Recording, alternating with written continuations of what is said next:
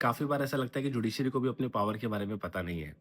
Let me tell you, मेरे client ने एक कंप्लेंट फाइल करी थी पुलिस स्टेशन में 21 जुलाई 2022 को। तब से लेकर मीन्स जुलाई 2022 से लेकर अभी तक पुलिस ने उसमें कोई एक्शन नहीं लिया है। ना ही एफआईआर रजिस्टर हुई और ना ही इन्वेस्टिगेशन ढंग से की जा रही है। उसी के अगेंस्ट हमने कोर्ट में section 156 sub clause 3 of CrPC यानी कि कोड ऑफ क्रिमिनल प्रोसीजर में एक एप्लीकेशन मूव करी। उस एप्लीकेशन को मूव करे हुए भी 1.5 साल हो चुका है। इस 1.5 साल के अंदर मैजिस्ट्रेट साहब ने ऑलमोस्ट 3 से 4 बार स्टेटस रिपोर्ट कॉल की इन्वेस्टिगेटिंग ऑफिसर के थ्रू, लेकिन अभी तक किसी भी तरह की स्टेटस रिपोर्ट नहीं आई है।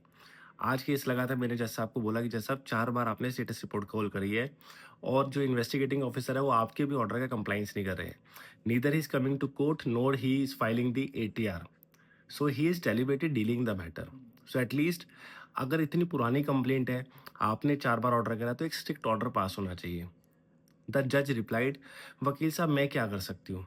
एंड आई वाज लाइक कि जज साहब अगर आप कुछ नहीं कर सकते तो मैं क्या कर सकता हूँ? And what about the common public?